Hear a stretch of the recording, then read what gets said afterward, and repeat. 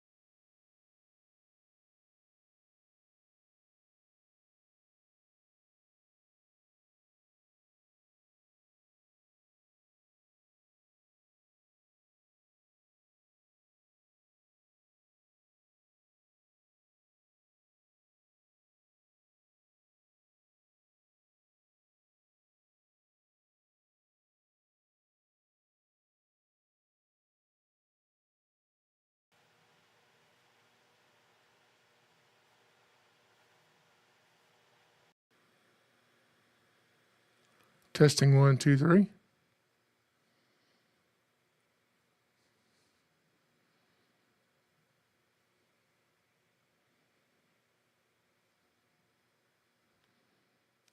Testing 1, 2, 3. Testing 1, 2, 3. Can you hear me now? Can you hear me now? Good Lord.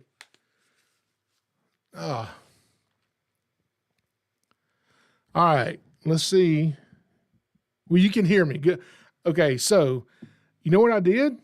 I have no idea.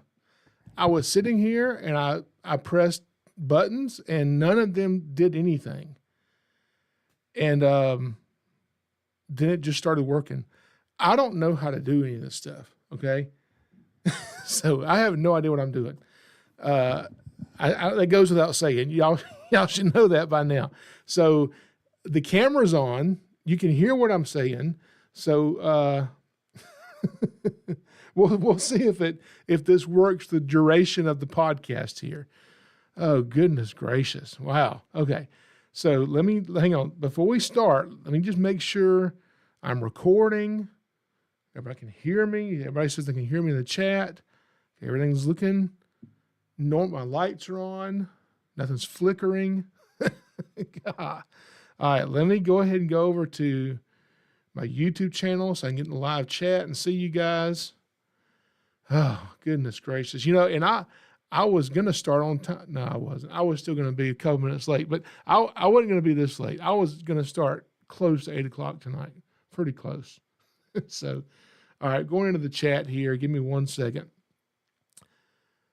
Oh, man. These technical difficulties, man.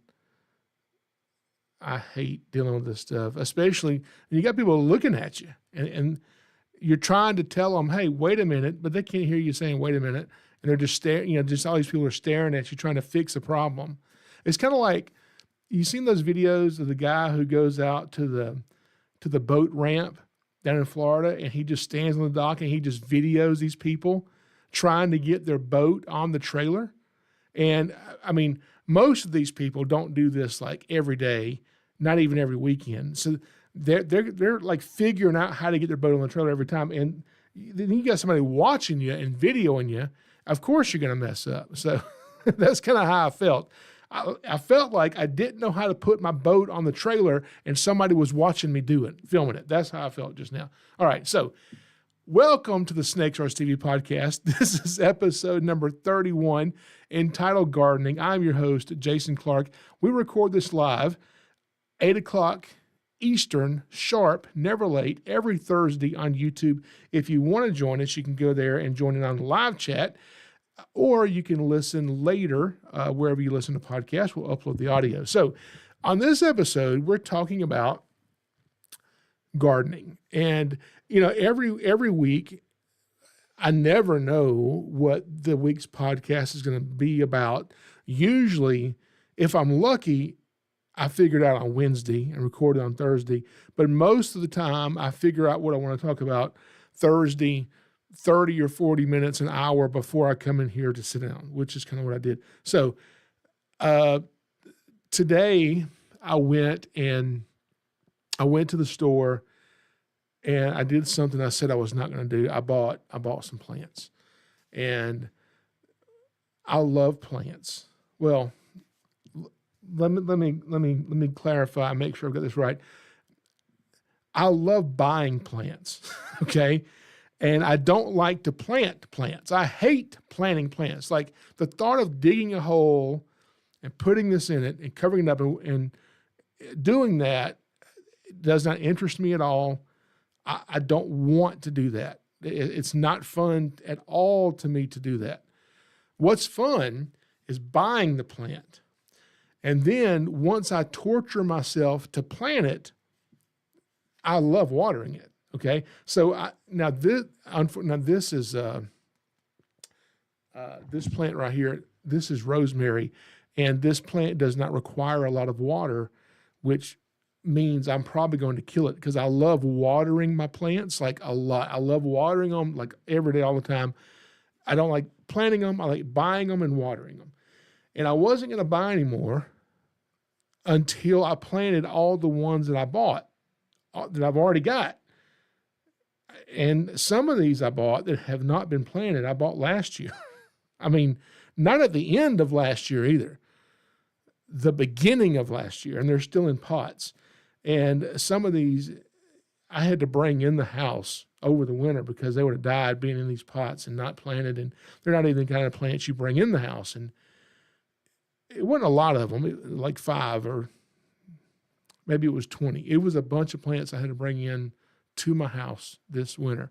Anyway, but I was doing some gardening in my yard yesterday and today before I came in here, and I saw 2 snakes in the process of doing it. And I was like, it really surprised me. You know, you guys know I'm not scared of snakes, okay? I'm not afraid of snakes.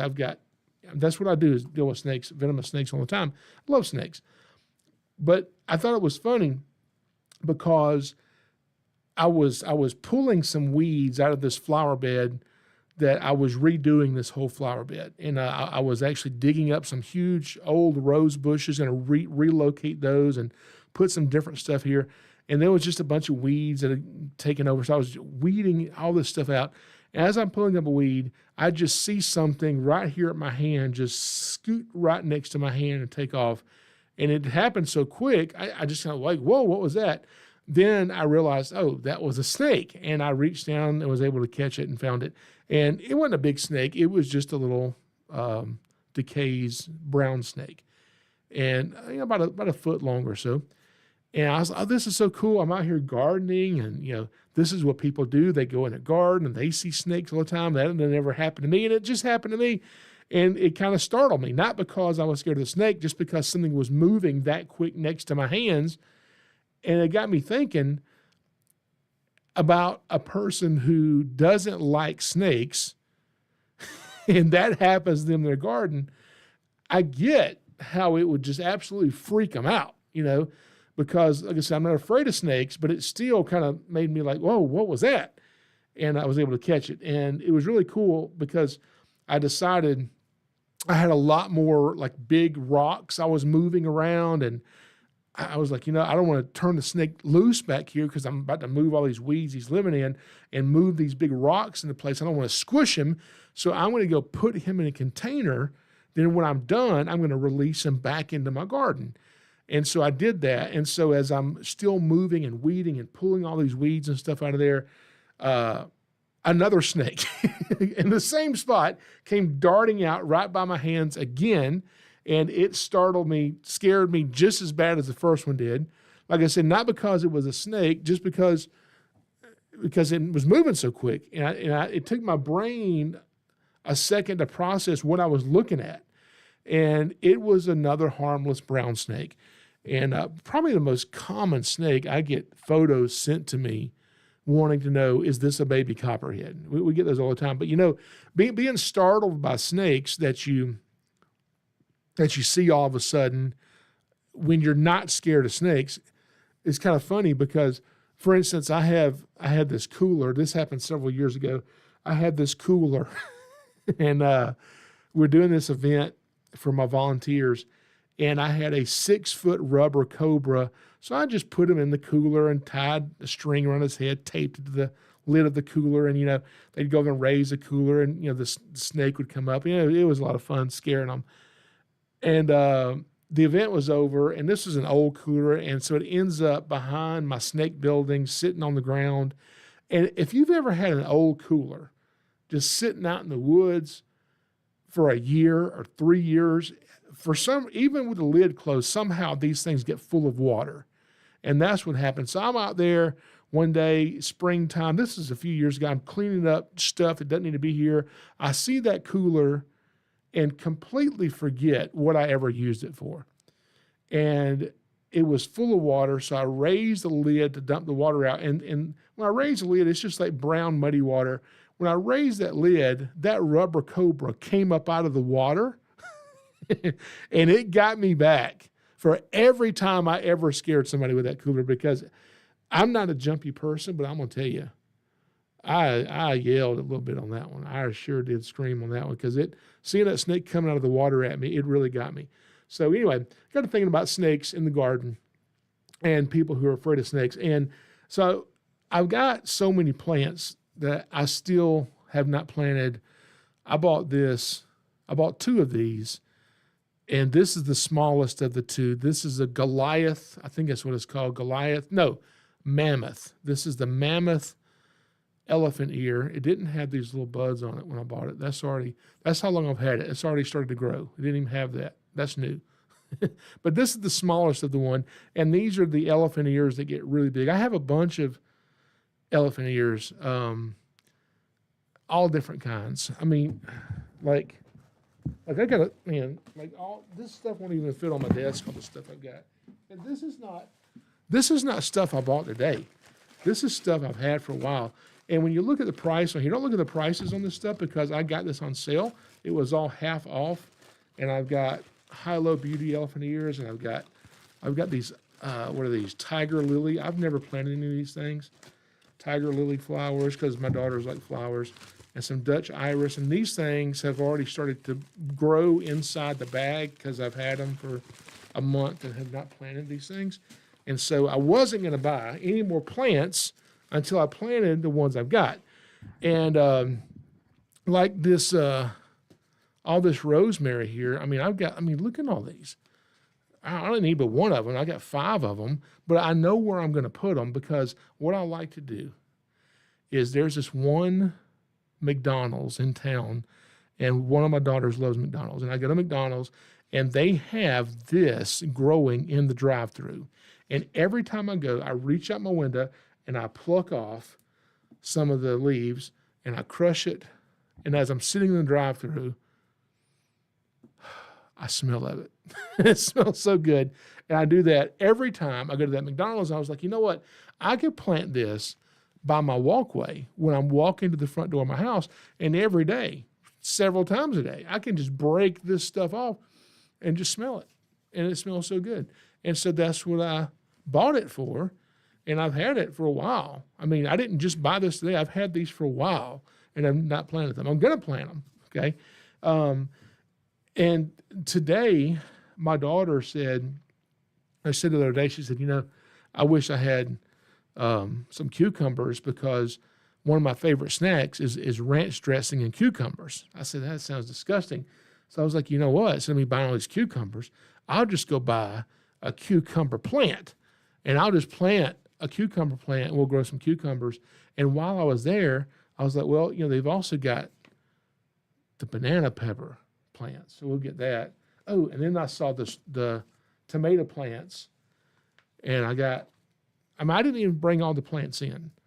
I brought there's more than this, and I brought tomato plants, and then I was like, oh, look at that, there's strawberry plants, and I bought strawberry plants, and this is not all the plants, okay?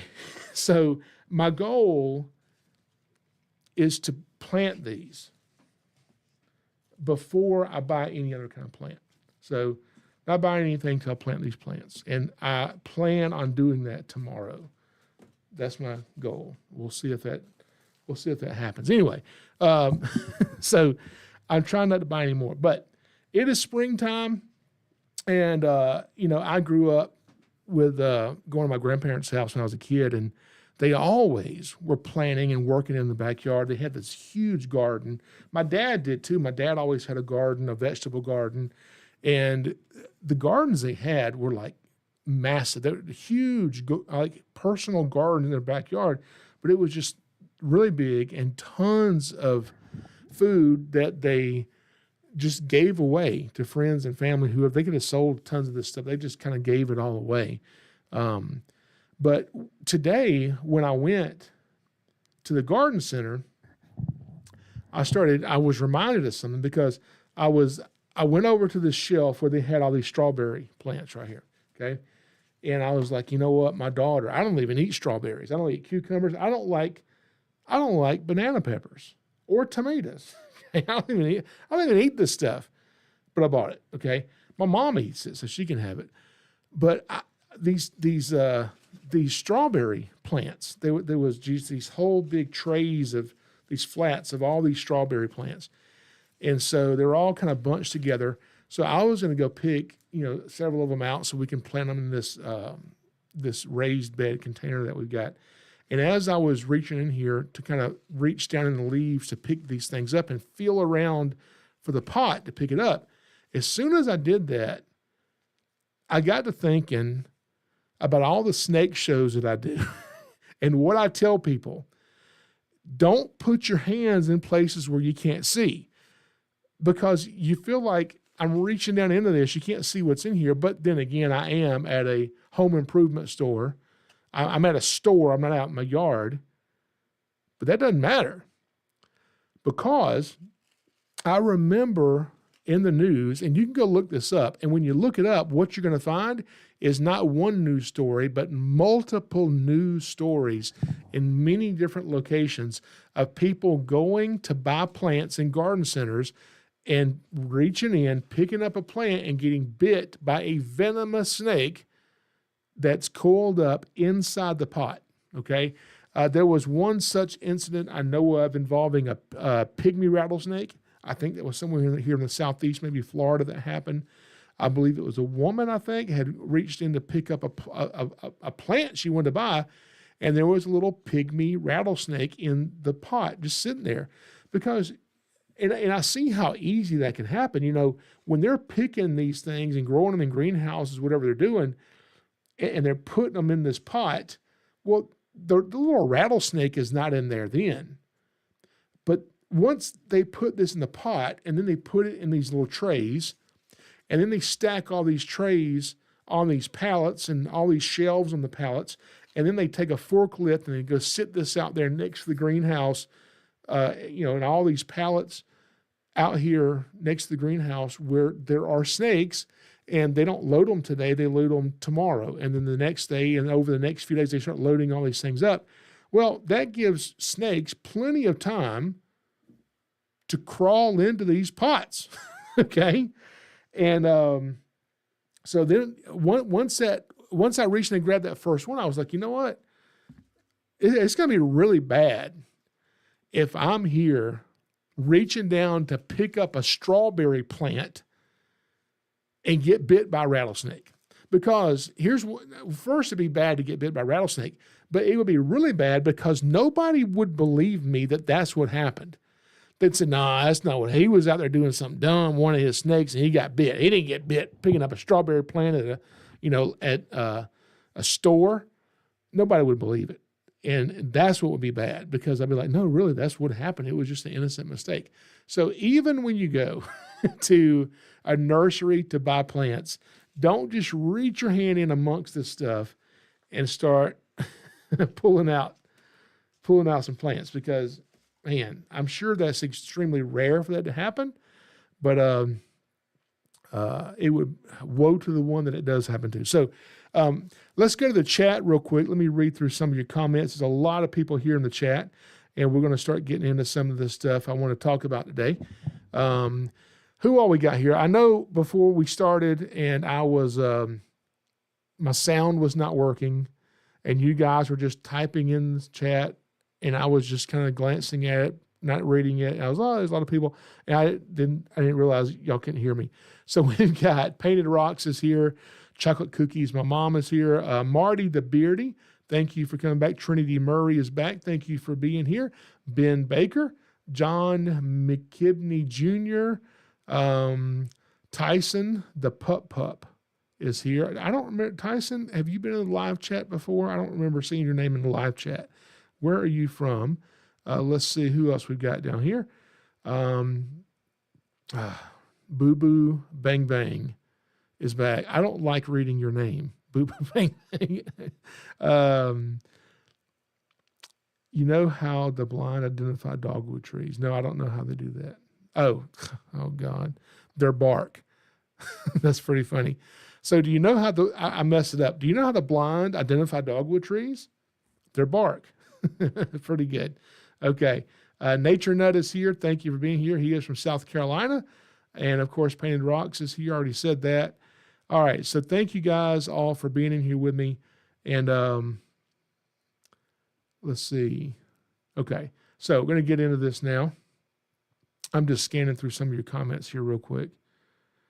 I'm glad that you guys can finally hear me. Boo Boo Bang Bang says they found a prairie king snake in our garden. So where do you live? Because we don't have prairie king snakes here. I'm guessing you're in the Midwest somewhere. Cheesy Cheetah is here. He made it. Glad you're here. Try not to be late, okay? I'm never late starting this podcast. I start at 8 o'clock all the time, so you don't need to be late either. I'm never late when I start this. Nature Nut, I'm a she. You're a she? I knew that. That's what I said. Yeah, Nature Nut is a she and lives in South Carolina. So, all right, so let's get into this. So I was looking up some things because I was in the garden center buying plants that I should not have been buying because I'm like, I don't even know. Like, I'll see a plant and be like, I like that plant, and I'll buy it, but I don't even know where I'm going to plant it. And I have to find a place to plant it. And anyway, I was looking because I think I told you guys I put in a koi pond, and by a koi pond, I mean a 10-foot John boat that I plopped this John boat down into my flower bed, and I was like, I don't really know how to have a koi pond. So I bought a pump. I put a pump and a filter in it. I said, I'm going to buy a bunch of koi to put in. I'm going to just buy some little cheap 20-cent goldfish, feeder fish. So I bought a bunch of those and put in there. And then I was like, I really want some koi. So I did go buy 3 koi. I only got 3. But they're already pretty big, koi. And so I got several fish in there. And I was like, I want it to look kind of whimsical and wild and cool looking. So I started looking for different kinds of grasses, some grasses I could put around it. And one grass that I had never knew existed until I went looking for grass was this stuff called, I don't know what it's called, corkscrew something, some kind of corkscrew grass. It's like this spirally, crazy looking curly grass is what it looks like. So I bought some of that, planted that. And then I looked at some lemongrass. And I don't like pampas grass, okay, because it gets really big and the middle of it just kind of hollows out, and then you can't get rid of it. Once it looks bad, you can't get rid of it. When it's new, the first 2 or 3 years it looks good, but after that it doesn't look good anymore. I didn't want that, so I was like, maybe some lemongrass because it's kind of wispy looking and it doesn't get real big.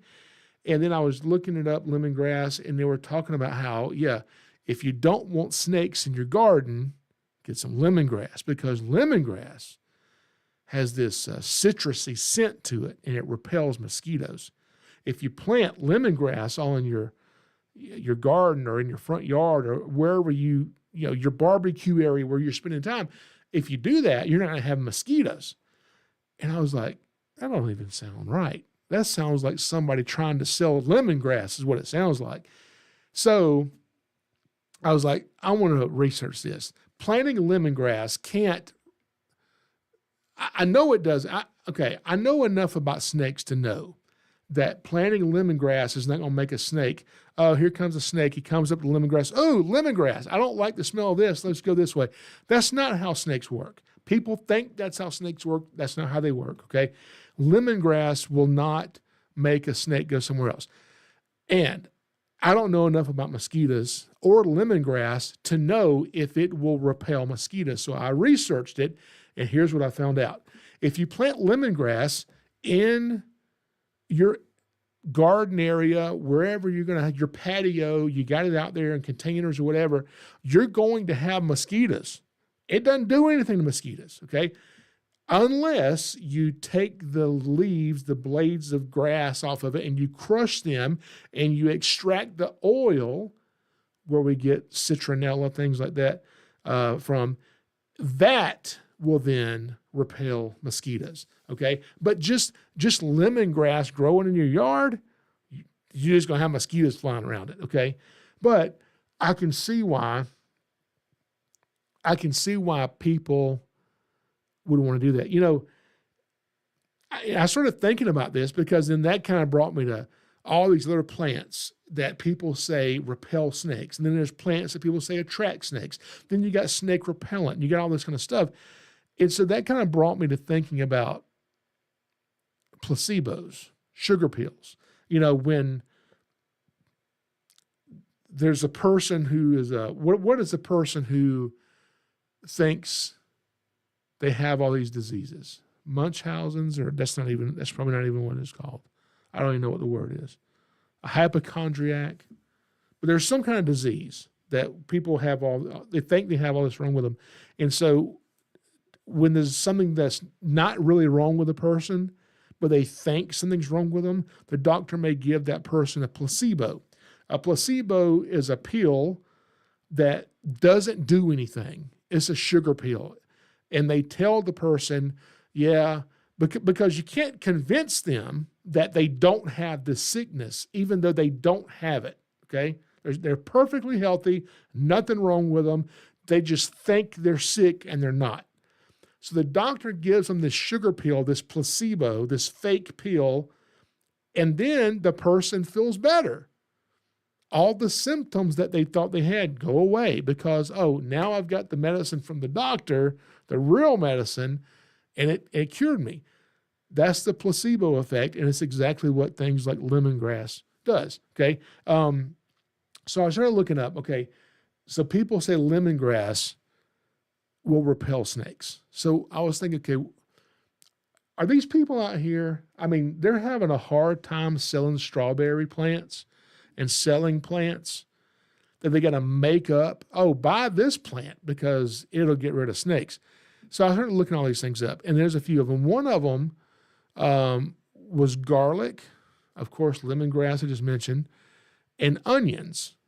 And so if you go on YouTube, there's tons of videos of people saying, yeah, get you some onions, chop them up, get some garlic, chop them up, and just sprinkle them around your garden.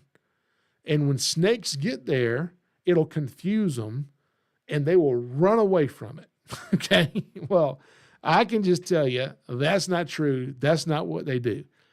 And then several other videos were saying you don't even have to do that. If you just plant onions sporadically in your garden, that it'll just kind of keep snakes out anyway.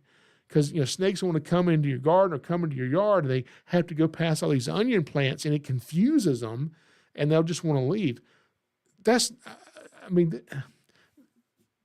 what you tell somebody who's so afraid of snakes that you can't convince them there's anything else to do. So you give them this placebo, this fake thing that makes them feel better. Because, now this one I know of, because I went on a snake call, I'll never forget this, to catch a snake. And the guy's out there working on his truck. And I said, where's the snake? Oh, it's over there. It hadn't moved. It's over there, relaxed, comfortable. So we walk over to his vegetable garden. And he's got a row, and there's no weeds. He's got it really cleaned out. Like, it looks great. And there's a row of onions, and one of the onions, they're about this tall already, at the base of the onion, wrapped around the onion, like coiled around it, just kind of hanging out, was a little baby timber rattlesnake. Coiled around an onion, okay? And then you got these people saying, go buy some onions and plant them in your garden, because they'll get rid of snakes. Well, apparently they'll attract timber rattlesnakes to it because they'll coil up around them, okay? Anyway, so garlic, onions, lemongrass do not repel snakes. Another one they'll say repel snakes. And this one, the more I researched this, the more I looked it up, this one kept popping up over and over and over. And I'll be honest, I had never heard this before, were marigolds. Marigolds, these little flowers, they don't get very big. And they kind of cover the ground, and they got these like puffy looking yellow or orange colored, really pretty little flowers on them. And something about the smell or the odor of these flowers, as they were calling it, will make snakes just try to hurry and get away from this stuff. Like, not just repel them. They were saying snakes get to it and just like take off to get away because they hate marigolds. And that's not true. That is not true. Snakes are not going to run away from marigolds, garlic, onions, lemongrass, any of these kind of plants. All right. Marigolds have flowers, and where there are flowers, there are what? Pollinators. And I'm sure there's other insects that are on marigolds, as well as, a lot of these plants. And so where you have plants, you're going to usually have insects. And even if you don't have insects on the plant, down in the soil at the bottom of the plant, you're going to have worms and grubs and other things. And snakes go after all that stuff. So where you have insects, expect to also have snakes. Okay. So go buy some marigolds, decorate your yard with them, and pretend that you won't have any snakes there. You will. You may never see them. They may come at night when you're in the bed, but marigolds don't keep them away. Let's go back over to the chat real quick, just in case you guys are asking me anything. So let's see here.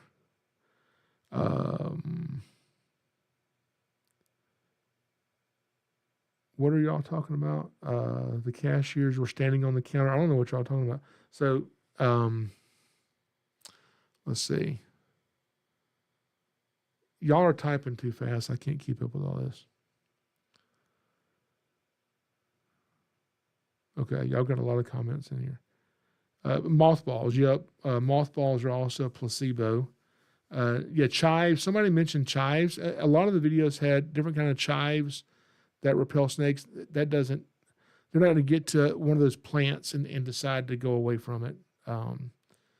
That's just not how snakes work. I wish they did.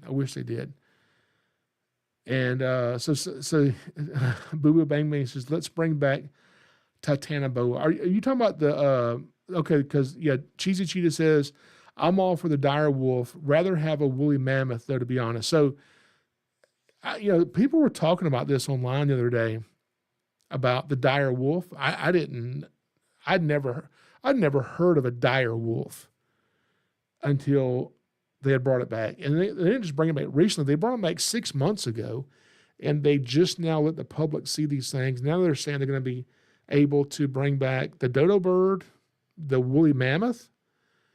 And I agree with Boo Boo Bang Bang. Let's bring back Titanoboa. I think that would be, because as of right now, there's no legislation anywhere in the world that says you can't have Titanoboa. So you'd be able to own one anywhere. Okay, there'd be no, they'd probably outlaw them pretty quick as they're, eating horses maybe. But that would be cool to have Titanoboa. So what are my thoughts on bringing back extinct species? I don't know. I haven't given enough thought to whether that's a good idea or a bad idea. Without thinking about it, I'm like, yeah, bring all of them back. I'd like to see a T-Rex, But then you think, there's a movie about that, and it wasn't good. So without thinking about it, without putting any rational thought into it at all, I'd say bring them back. I would like to see it. If I could own any animal in the entire world that's alive right now, any animal in the world, I would own an elephant. I would have an elephant sanctuary with tons of land where it can roam around, and I could pet my elephant. And I rode on an elephant when I was a kid, and man, I would rather have a woolly mammoth than an elephant. That would be pretty cool. Okay, to have. Can you see me riding up to my snake shows on a woolly mammoth?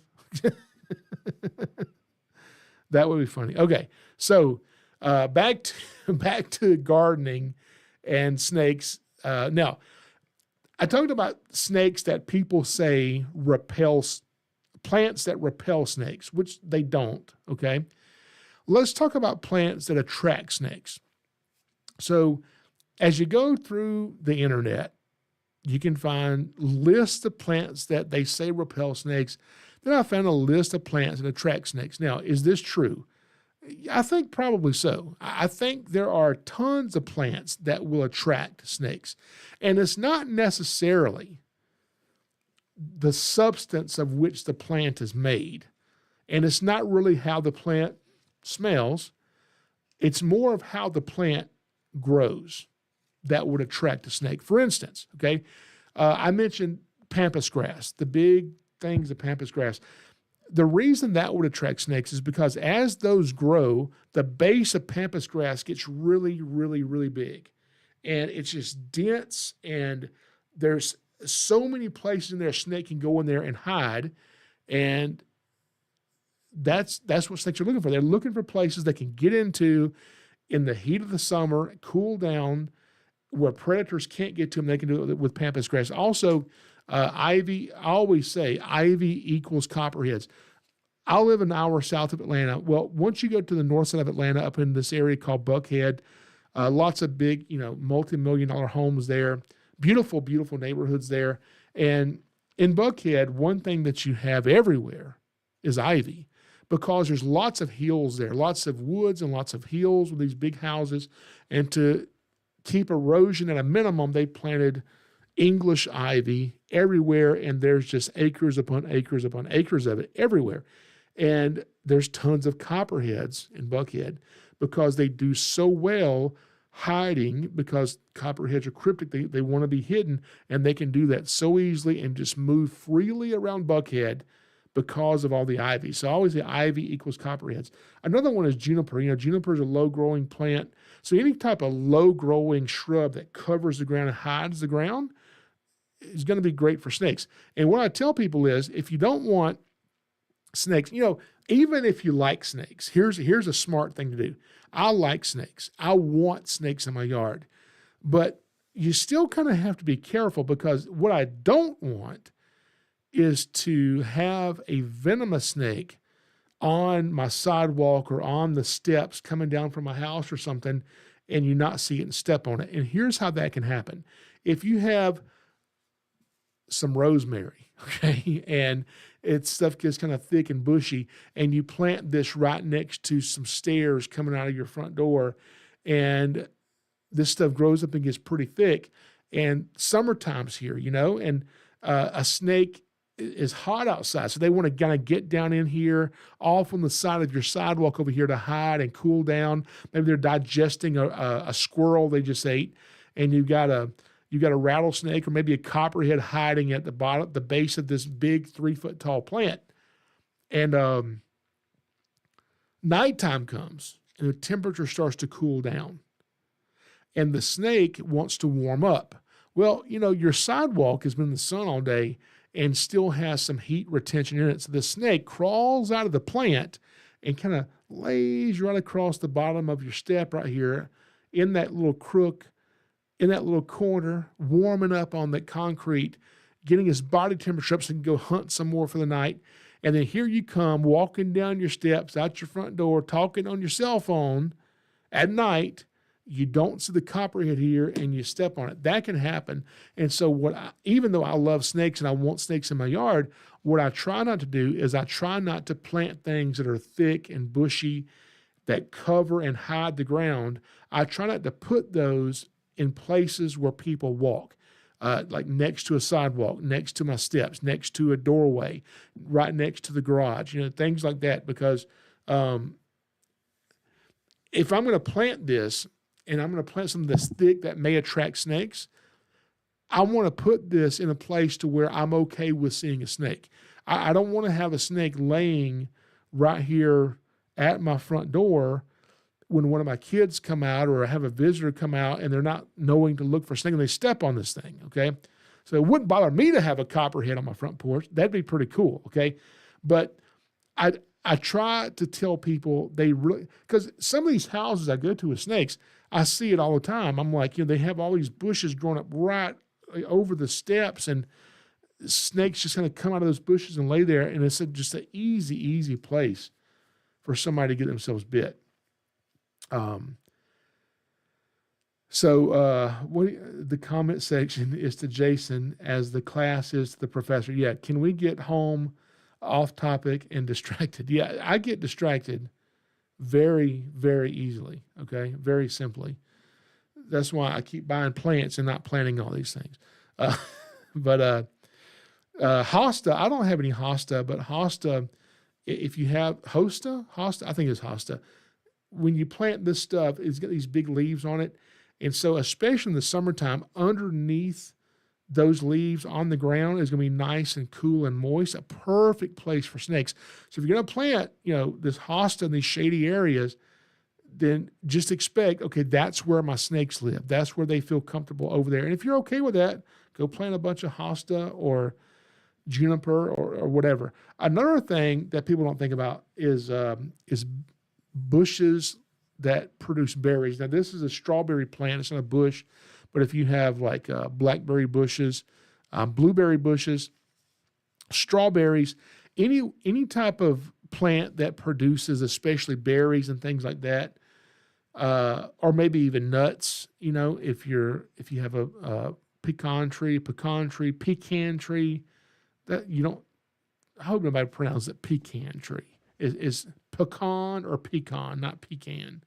But anyway, when you have those plants like that, guess what likes to eat strawberries and blueberries and blackberries and pecans and peanuts? Mice and squirrels and rats. And as those animals run from the woods at 3 o'clock in the morning and they come over to get a piece of fruit or whatever's on this plant, and then they run back to their hiding place, what just happened? Well, what just happened is that critter, that rodent, left a scent trail from the wood line to this plant. Now, some snake crawling through your yard picks up on that scent trail, follows it to the plant, and says, there's a lot of scent here of rodents coming to this plant, so I'm going to kind of hang out in this area and just wait, sit and wait predators. What they do, and they wait for one of those rodents to come back. The problem is your hand might be coming back in there to pick you a strawberry before that rat comes back to get him one. So you got to be wary of plants like that because those can definitely attract snakes. Another thing that attracts snakes that I see people all the time have, and they have such a hard time getting rid of it, especially ones that don't like snakes, are bird feeders. Bird feeders, like I've got bird feeders, and what I don't like is underneath my bird feeder is this flower bed area, and the bird seed gets kicked out of the bird feeder and gets knocked on the ground. Then it starts to grow these little weird plants and stuff from the seed. And but all that bird seed that falls on the ground, that attracts more than birds. It attracts like berries and nuts. It'll attract mice, rats, chipmunks, squirrels, things like that. Rodents coming there to get the bird seed. And then that's going to attract snakes. But even if it's not attracting rodents, just the fact of having a bird feeder or having a bird house, okay, will attract snakes. One, of course, is rat snakes. I was at a friend of mine's house just the other day, and she made me, get rid of some. There were birds trying to build nests on her front porch, and she's like, I can't have snakes on the front porch because that's a possibility. So before they even lay eggs in these nests, we have to get rid of these nests. And so one thing that you can do is you can get you some cheap dollar rubber snakes, and you can put them on your porch as things to help birds stay away. However, if you just put a rubber snake up there, like in the top of your porch, the ceiling or something, and you leave it, birds realize, oh, that's a dead snake. It's fine. You have to keep moving the rubber snake every day, okay, to kind of keep the birds from coming back and thinking it's real. If you don't move the rubber snake, then things won't be afraid of it anymore.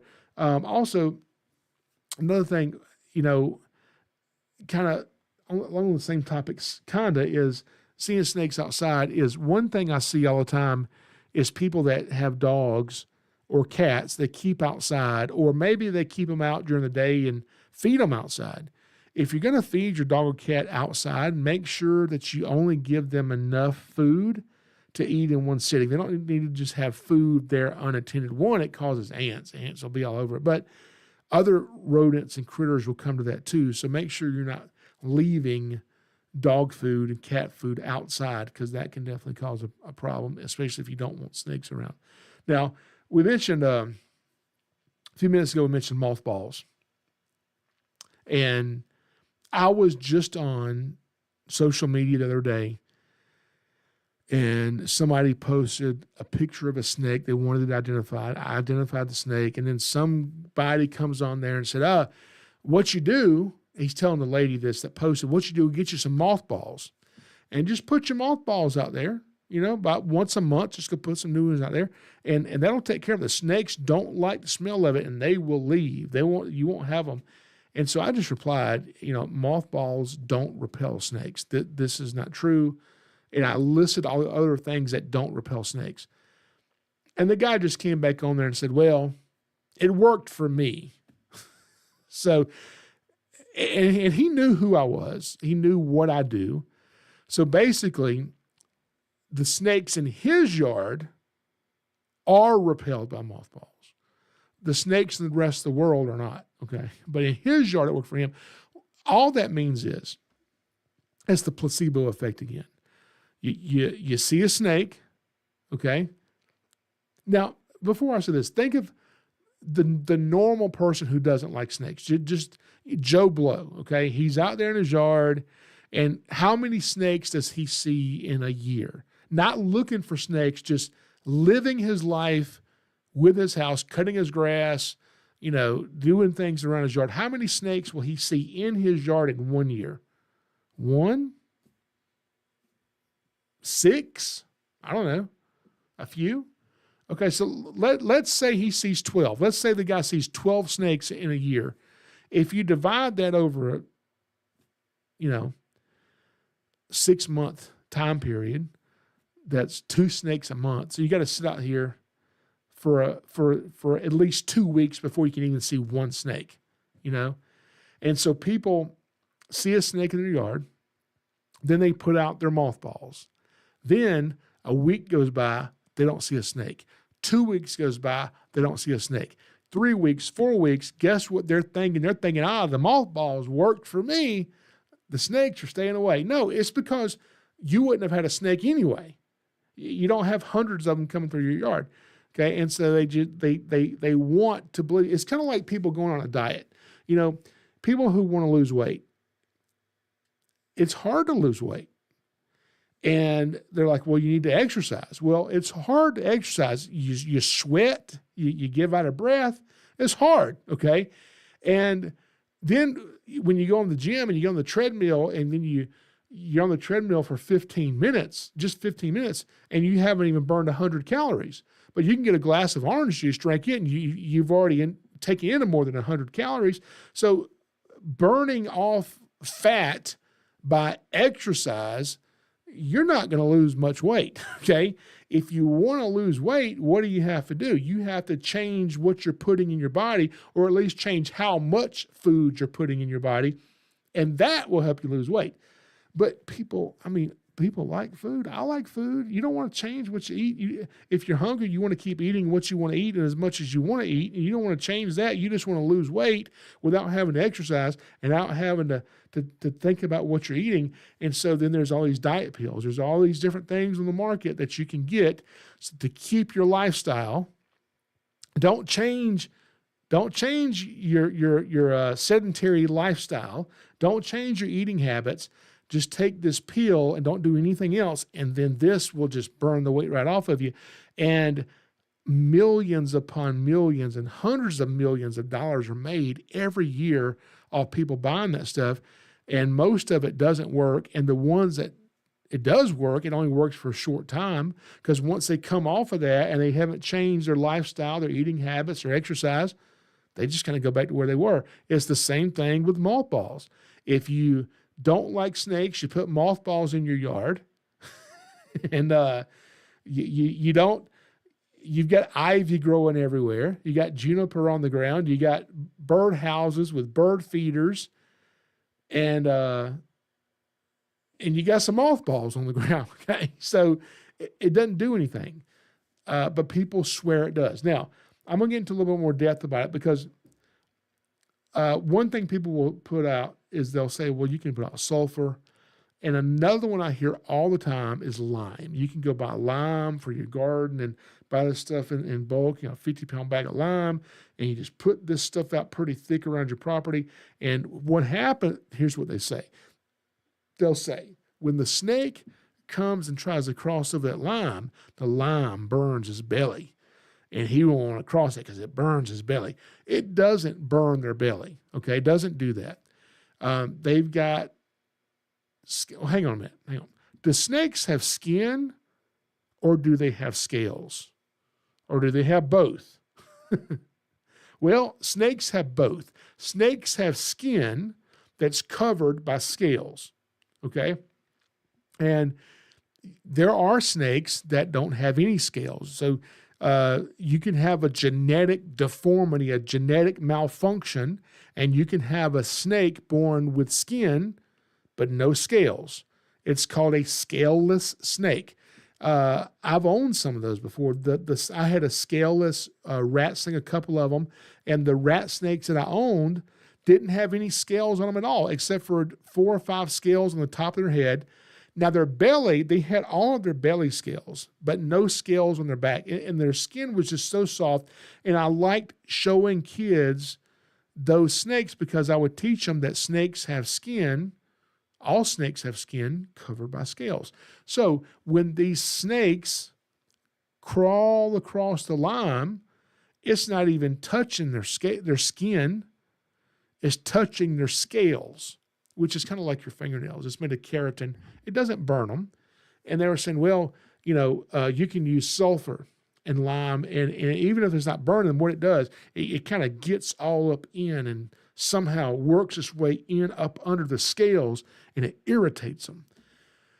It doesn't do that either. It doesn't get all up in their scales. It doesn't irritate them. All it does is cost you money and make you think you've just done something and you ain't done nothing, okay? Chris Taylor, it's about time you show up, Chris. Chris Taylor says, it's a mind thing. They want you to buy it to make them rich. That's exactly what it is. That is exactly what it is. As some people will say, essential oils. Somebody told me that peppermint would get rid of spiders. And so I always had these little house spiders, these cellar spiders, whatever they're called, would get like around the ceiling and have these little webs. And I was like, how do you get rid of those things? I don't want to spray a bunch of poison all in here. And somebody said, well, you get you some essential oil, peppermint, and you put, like a water spray bottle and put some water in it and then mix some essential oil in it and then spray around the corners. And not only will it get rid of the spiders, your house will smell like peppermint, and it's a win-win. And I did that. And all that happened was it smelled like peppermint. I had to buy the essential oils, and the spiders just kind of smelled like peppermint. They didn't get rid of them. So I just had to kind of vacuum them all up. I just had to keep doing that. So maybe I did it wrong. I don't think I did though. But then you can buy snake repellent. Snake repellent is commercially available snake repellent. There's all these different brands of it. And I don't sell it. I go and do snake removal calls for counties all over Georgia. I've done that since I was in middle school. Okay. I've done it for so long. And I'll go in people's garages removing snakes, and then there's just bags of snake repellent. I'm like, why are you wasting? Stop buying it. Just give me the money you would have spent on it, and I'll tell you about snakes. Let's do that, okay? But it doesn't do anything. How do I know it doesn't do anything? I mean, have I done like scientific research? Have I been involved in like a scientific study to prove it doesn't work? Have I done that? Yes, I actually have. Yes, I have. For over 20 years, 23 years, 24 years, somewhere in there, 25 years. It's been a long time. For that many years, every year or every other year, for that many years, I have been contracted by a laboratory. I'm not going to tell you where or mention the name of it. And this laboratory has companies that manufacture snake repellent. And they're always wanting to improve their product or come out with a new product that works even, a new improved snake repellent, all right? And so what they do is they don't want to test it themselves because they're biased. Of course, they want to say it works. So they want to send their product to an independent lab, and say, okay, scientist, here's our product. You test it, and you tell us if the snakes stay away from it. Well, the laboratory doesn't have the snakes that they want to test it with because they want to be able to use, these companies want to say, we've tested it with copperheads and cottonmouths and rattlesnakes and coral snakes, and then all these non-venomous ones too they want to name. And so the laboratory called me 20 plus years ago and said, hey, can we work with you on this? I said, well, I don't know. I mean, you're going to be putting chemicals down? I got to put my snakes in it? They said, no, that's not how this works. The chemicals that we use are safe. They're chemicals that won't hurt you. They won't hurt your pets because you need to be able to put these in your yard around your home where you have pets and it not be harmful to them. So we're not going to use anything that would ever hurt any of your snakes. I said, okay, well, I can do that. And so I go to this laboratory. It's really cool. And they have this whole setup where we can run 2 different tests simultaneously with 2 different snakes. And depending on what we're testing, they'll tell me which species I need to bring. There's been times I've had to bring specific rattlesnakes from out west, prairie rattlesnakes or Mojaves or western diamondbacks. There was one time they specifically wanted eastern coral snakes. A lot of times they just want timber rattlesnakes, eastern diamondbacks or copperheads or even cottonmouths. One time they specifically wanted just cottonmouths, nothing else. They wanted to test cottonmouths. Then they also test non-venomous snakes. And so they'll tell me ahead of time, we're going to be running some tests. Can we get you on our schedule? We're going to be running tests for several weeks. And here's the species we need. Here's the numbers of species that we need. And so I have to go and I have to be in the room when they're testing this stuff. And I have to put the snakes down and all this stuff. And the snakes, it's pretty cool. I'm not going to go into detail about how they do the testing because I don't want to, give away their secrets and what all they do. But it's pretty cool to watch how they test this stuff. I will tell you that the snake is put in the middle of an area that it has no snake repellent, okay? And, they do some control testing with no snake repellent. Then they come back and treat a certain portion of the area with snake repellent. And the snake can decide to go toward the snake repellent or to go away from the snake repellent. And I mean, all the time, my snakes go coil up in it, okay? And there was one time, I remember there was one time that we had done all the testing, and I said, so, they don't ever give me the stats a lot to show me all this stuff, but I'll talk to them and kind of ask them, not that they need to give me the numbers on this because I see what my snakes are doing. I don't need to ask them, did it work? Because I see what my snakes did. But we were talking about it, and they said, yeah, this repellent has a 25% effectiveness. I said, what do you mean? They said, well, 75% of the time, the snakes go coil up in it. But 25% of the time, they didn't. So it's a 25% effectiveness. I mean, to me, that sounds like a 75% failure. Okay, that's what it sounds like to me. But these companies will take that and say, well, okay, 75% of the time the snakes went to it. 25% of the time they went away from it. So it does have some repellency to it, it seems. So we're going to sell it. And they sell it and people buy it by the truckloads. Over and over and over. And then when you put out your mothballs, your lime, your sulfur, your snake repellent, and you got it all out there, and you hadn't seen a snake in a week or a month or 2 months, all of a sudden you see a snake crawling right where you put this stuff. But it's okay. It makes sense because it's rained since then. And the package does say that once it rains, you have to reapply it. You have to reapply it so often. So it's not that the repellent didn't work. It's that, we got to reapply it. But anyway, I don't know of any snake repellent. I don't know of any snake repellent that works at all. So don't waste your money on it because it doesn't do anything, all right? Get rid of low-growing ground cover. Cut your grass. If your grass is real tall, you're probably going to have snakes. Talk to some of these farmers who hop on their tractor to bush hog in a field. Guess what they see all the time? When they're bush hogging a hayfield, or they're bush hogging this overgrown pasture that's really thick, when they're cutting, guess what they see all the time? Snakes. They'll tell you. They're always running over snakes on bush hogs out there. Cut your grass. Trim your shrubs.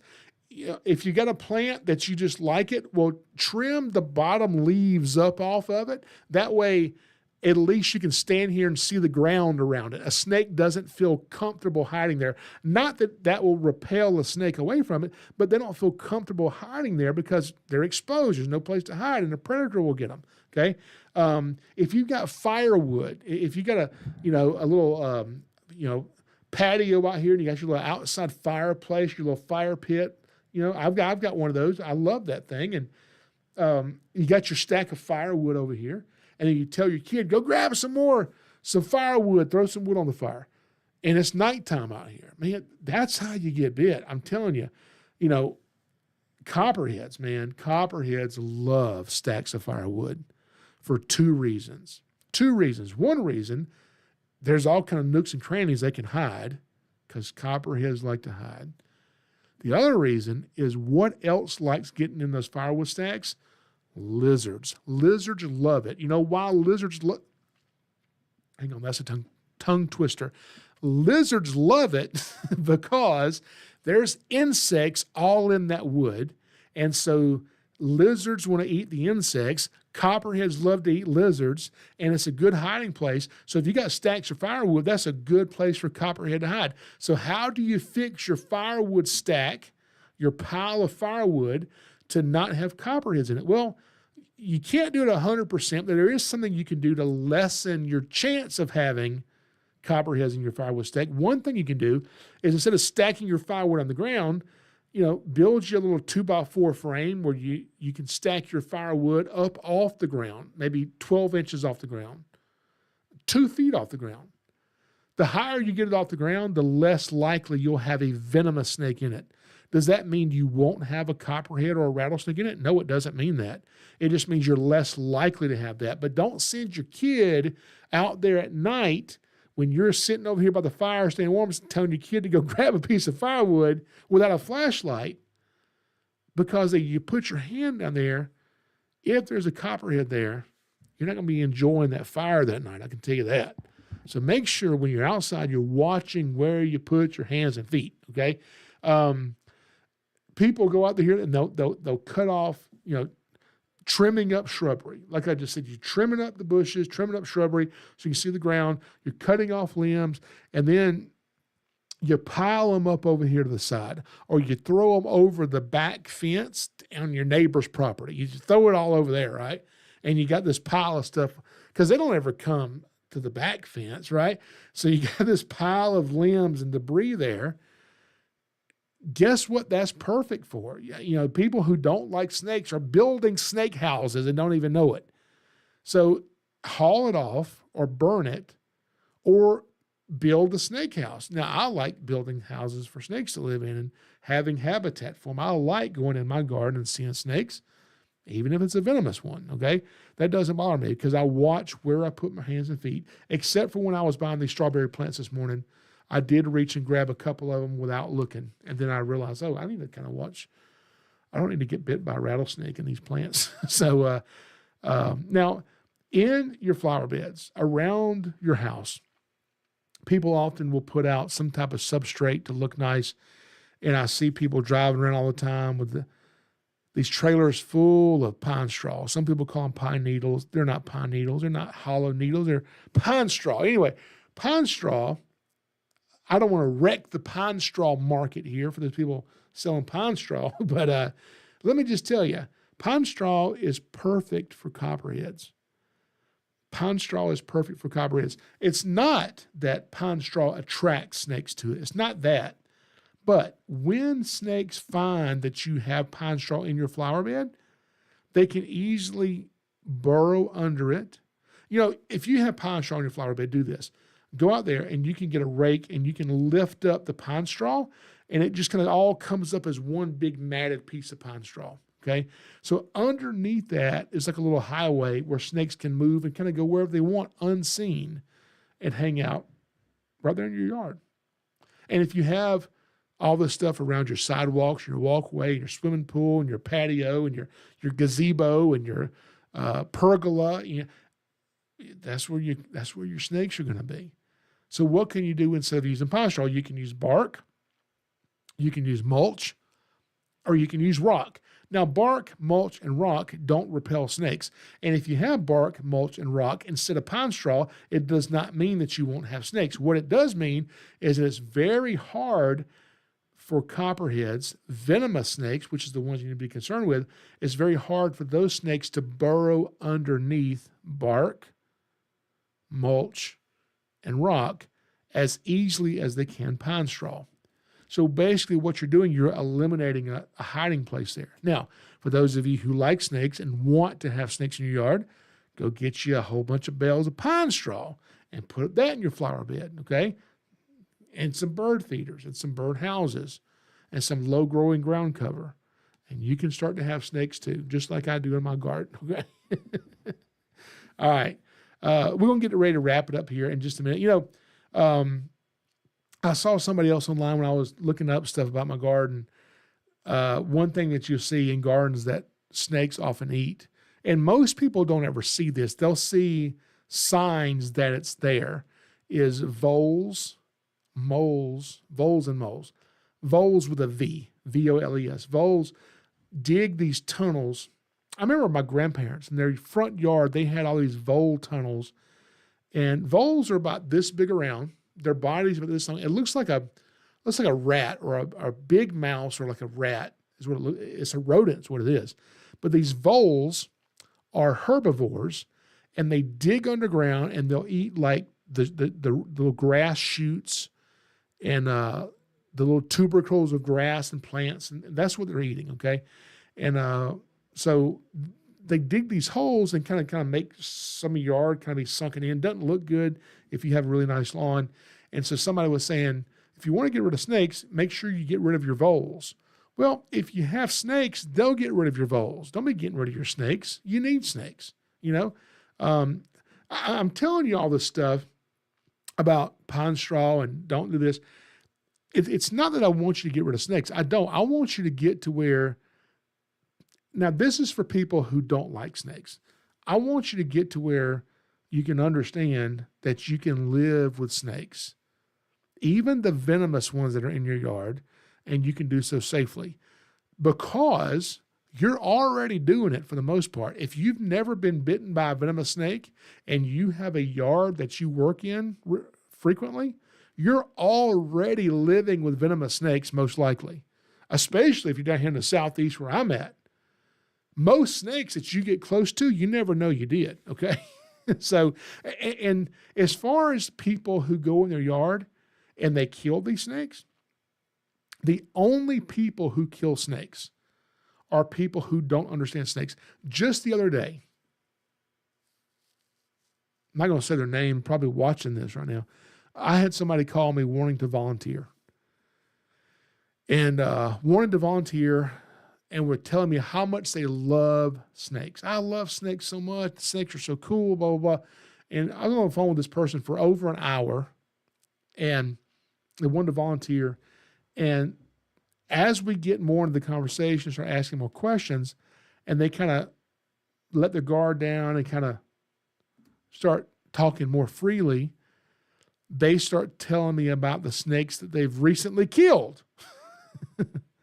They just killed a snake that turned out to be a harmless northern water snake that they misidentified as a copperhead. And they're like, once they realized it was a water snake, they're like, oh, now I feel bad. Well, why didn't you feel bad when you thought it was a copperhead? If you're telling me you want to volunteer with Southeastern Reptile Rescue and you love snakes, but you kill copperheads in your yard, okay? It doesn't make any sense to me, okay? So the only people who kill snakes are people who don't understand snakes. If you go in your yard and you find a copperhead, a rattlesnake, whatever it is, and somebody just asked me this question on Saturday. I was doing a snake aversion training where we train dogs to avoid getting bit by snakes. This past weekend, I trained over 50 dogs this past weekend. It was a busy weekend, all the way from North Georgia mountains down to Savannah. The entire state were training dogs. And this guy asked me, he said, well, just let me ask you, if I go in my yard and I see a venomous snake, should I just kill it?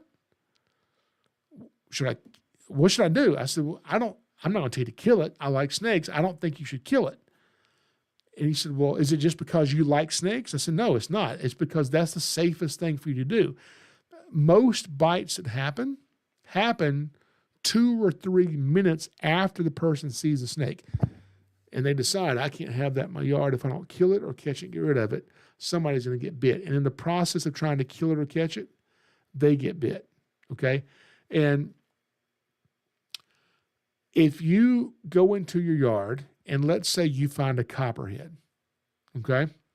You got a copperhead in your yard and you hate snakes and you certainly don't want a copperhead in your yard. Maybe you'd be okay with a king snake or a rat snake or a garter snake, but you're not okay with a copperhead. You can't have this here. So you kill the snake. Well, what have you just done? Well, the only thing you've really done is you've put yourself at risk for getting bit, because most bites happen as a person's trying to kill or catch a snake, okay? But you say, well, I can't just leave the snake and just let it crawl off into my yard because it's still in my yard. Well, here's the thing. Copperheads have a home range, give or take, on average of about 10 acres. How long can a copperhead live? 10 years, 15 years, 20, 25 years? Its entire lifespan will be in that 10 acres from when it's born to when it dies. 20 years it'll spend in 10 acres. All these copperheads ranges all overlap each other, okay? So what that means is that copperhead's range might include your property and 5 or 6 of your neighbors' properties. And throughout the year, that copperhead is moving throughout all those properties. And its number one goal is to never be seen by you. If you see a copperhead in your yard, 2 things have happened. 2 things. One, the snake made a mistake and you got lucky, okay? Because snakes don't want to be seen. Now, if you go in your yard and find a snake, today you might have 1 copperhead. Tomorrow you may not have any. Next week you might have 5. The numbers continually go up and down. Killing that copperhead doesn't do anything. All it does is put you at risk for getting a bite. It's like having a bird feeder in your yard, and you got a bird feeder, and all these birds are coming to it, tons, 20, 30, 40, 50 birds a day, but there's this one cardinal that keeps coming there, and you just happen not to like cardinals because you don't like the color red. You want the cardinal gone, so you call a bird exterminator, and you have him kill that cardinal, okay? Does that do anything for you? Are you not going to have any cardinals anymore? No, you're just going to have more of them show up, okay? Because you got a bird feeder out here. But in your mind, you're thinking, well, at least I know that cardinal's gone.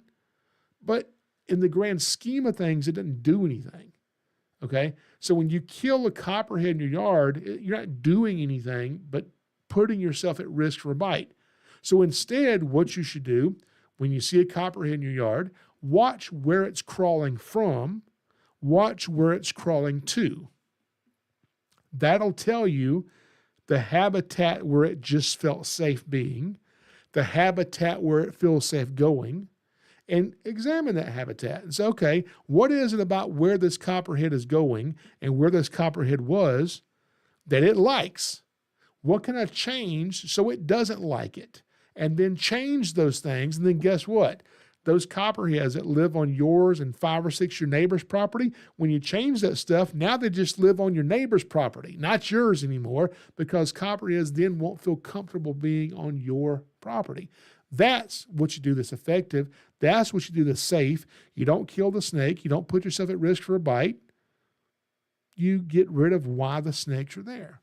Feed the birds in the wintertime, when snakes are not looking for food, and that's when birds need it the most anyway, okay? And once springtime gets here, there's plenty of food for birds. Stop feeding the birds. and then start feeding the birds in the fall when it gets cold. Snakes are going away for the winter. The food's going away for the birds. That's when you feed the birds. Fall to spring, snakes are not active. That'll solve a big problem for you right there. Okay? Now, having snakes in your yard, they eat a lot of stuff. One question I hear all the time is the term garden snake.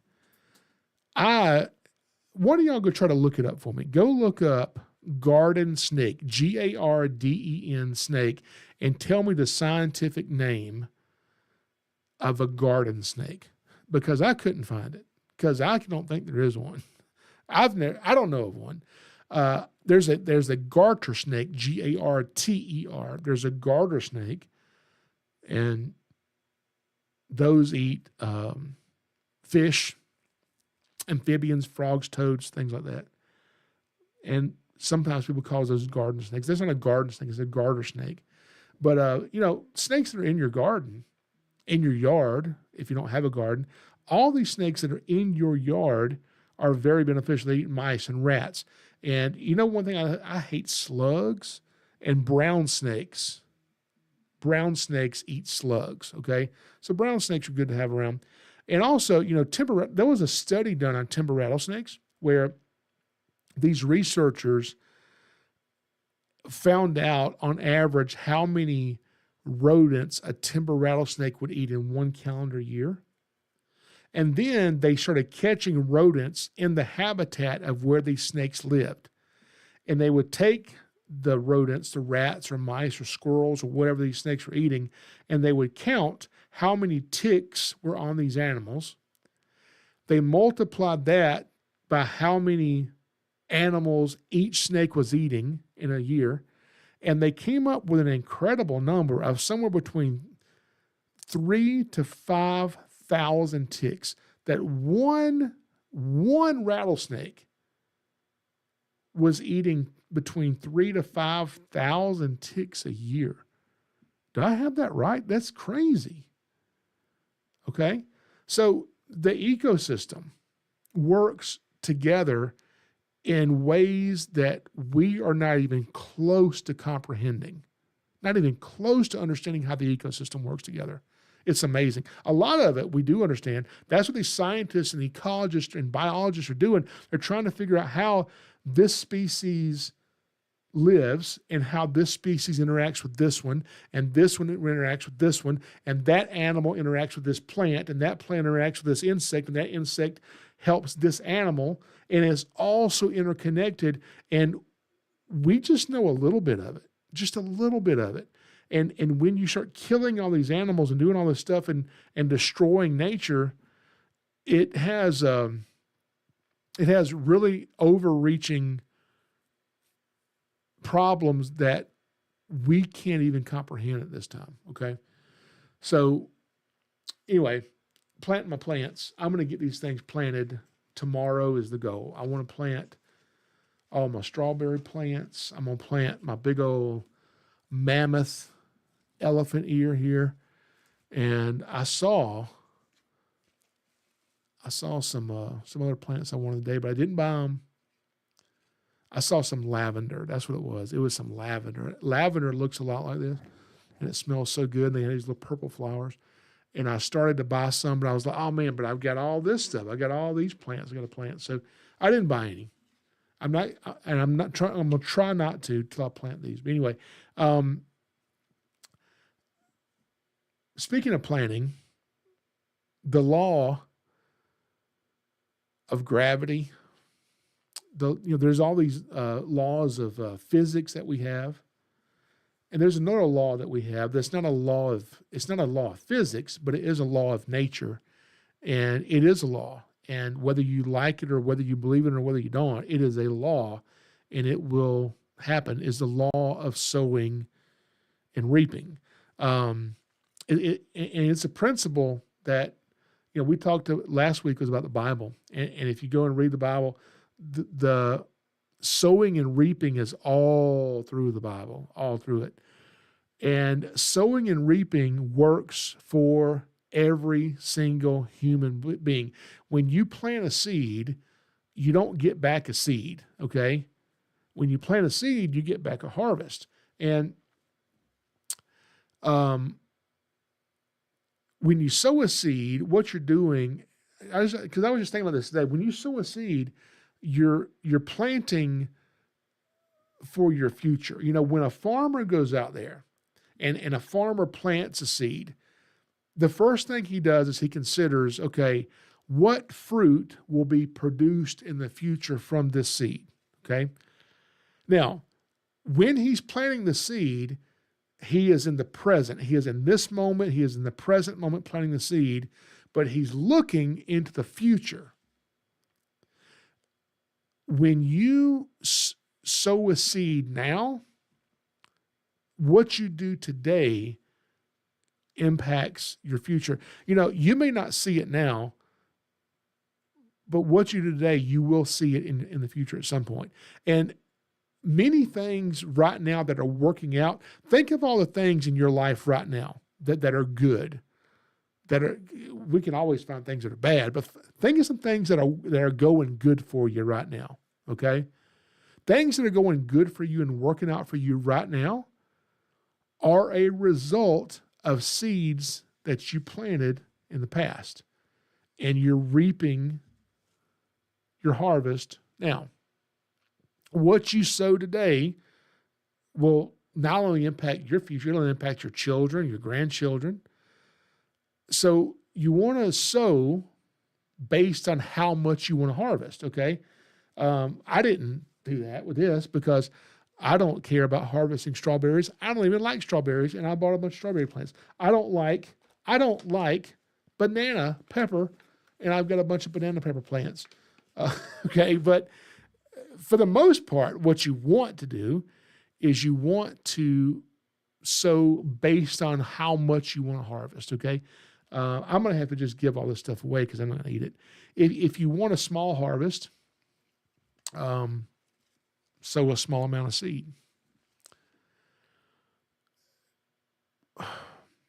The Bible says in 2 Corinthians, it says, whoever sows sparingly will also reap sparingly, but whoever sows generously will also reap generously, okay? If you sow abundantly, you'll reap abundantly. The only person who can determine what your harvest will look like in the future, the only person who can determine what it will be is you. That's it. All right? So this is important. Only sow what you want to harvest. And unfortunately, most of us don't do that. Because you can sow good seed or you can sow some bad seed. Proverbs 22:8 says, those who plant injustice will harvest disaster. Those who plant injustice will harvest disaster. Whatever you sow, you will reap, okay? Whoever you are. If you sow an apple seed, you're going to get back apples. If you don't want corn, don't plant corn. Don't plant corn if that's not what you want. The way in which you live your life and the way that you sow into other people's lives will help determine what kind of harvest you're going to reap. Because whether you are intentionally sowing or not, you are sowing seed. Every day you're sowing seed, either intentionally or unintentionally.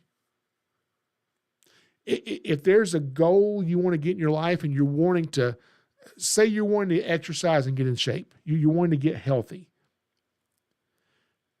but you say, well, I'm going to do it tomorrow, okay?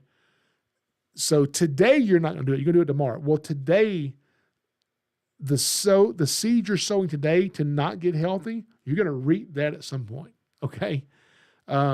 Because you reap your harvest in a different season than you sowed your seed in.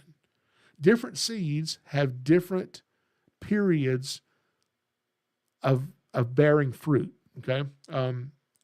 And some of these may take a couple of years. You got to be patient with it. Just because you sow a seed doesn't mean you're going to reap the harvest tomorrow or next month or even next year. Sometimes when you plant certain plants, it may take a few years to get a harvest off of that. But every day that you put off puts you one day further from whatever your harvest was going to be. Tomorrow, everybody says, okay, I'm going to do this. You've inspired me. I've been wanting to do this, or I've been wanting to do that. So tomorrow I'm going to start on this. Well, tomorrow sounds good. Tomorrow always sounds so good. But honestly, tomorrow might not happen. But one thing that we know will happen and has happened and it is happening is today. Today is a reality. You've got today. You got today. So whatever it is that you're wanting to do, hang on a minute. It doesn't matter if you want to do it. Some of the things that you need to do, but you don't want to do, okay? Because there's some things you need to do that you don't want to do. Whatever those things are, and every one of you knows what that specific thing is for you specifically, you need to do it. Don't wait. Go ahead and start it. You've got today. Go ahead and start today, planning it, implement it, get it going. Stop putting it off. There's things that you need to do. You know what they are. So today. Guys, thank y'all so much for joining me. This is episode number 31 of the SnakesAreUsTV Podcast, entitled Gardening. And I'm glad for everybody, each and every one of you that joined me for the live recording of this tonight. Thank y'all so much for being here with me. And I will be back next week for episode number 32. What's it going to be about? Depends on what happens to me this week. I have no idea. So be safe and start sowing right now. Thank you guys for coming. And listen, whether you like it or not, whether you believe it or not, Jesus loves you, and I do too. You guys have a great day.